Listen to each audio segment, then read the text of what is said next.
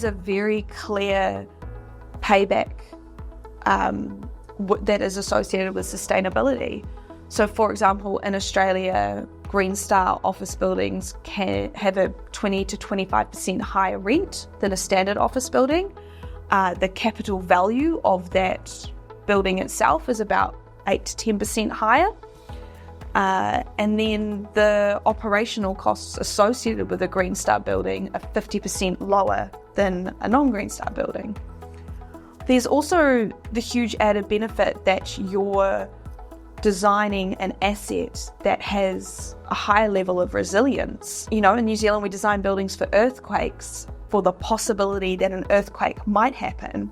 Whereas by doing sustainability, we're designing a building for climate change and resilience that is happening. It's a certainty. And so it's really important that you see your asset as being more protected and more resilient to very real climate change effects, like more severe weather, so higher wind loads, flooding, big changes to temperature. Plus there's the fact that people want to be associated with a company that is following sustainable practices, especially in terms of employees. It's really important now to know that your values align with your employees' values, and so understanding that your company values sustainability is really important.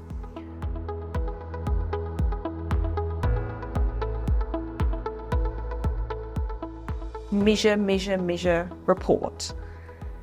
And that comes back to the idea that it's hard to set a benchmark or a target or know what we can do better if we don't know what our base level is. So for both embodied carbon and operational carbon, we need to be measuring what the status quo is and then allow ourselves to do better than that.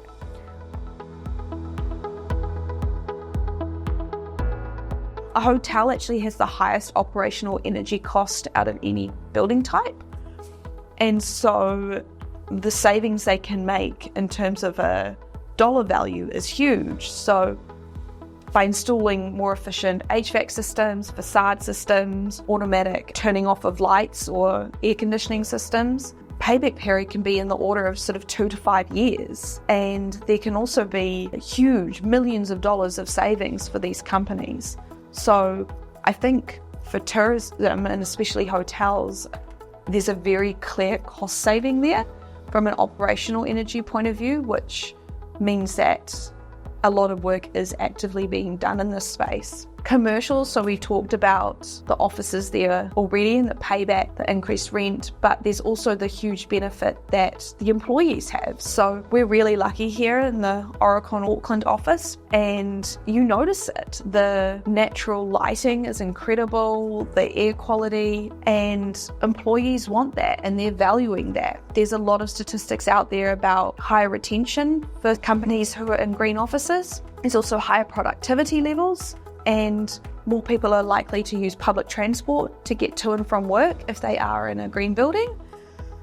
Same with education. When we're talking about increased productivity levels, there's a lot of studies done where students' grades actually drop a level or two compared to if they're in a green building. And a lot of that's to do with air quality, so carbon dioxide levels, as well as heating levels. And there's a very real impact on children's education.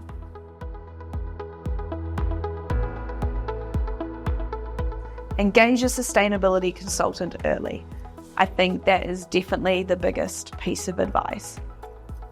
The way we work is very much an integrated design approach where a lot of our work is upfront compared to other engineers where most of their work is further down in the detailed design stage. Ours is working with the architect and client in the beginning to set the building form, especially the facade. That's the biggest one. Window to wall ratios, glazing systems, ensuring, what the western facade is doing is really important from a sustainability point of view. So having those discussions early and upfront is really important. Same with getting involved with the structural engineer early, helping them set grids, efficient flooring systems, trying to lighten the weight of the structure. that is where we can have the biggest impacts.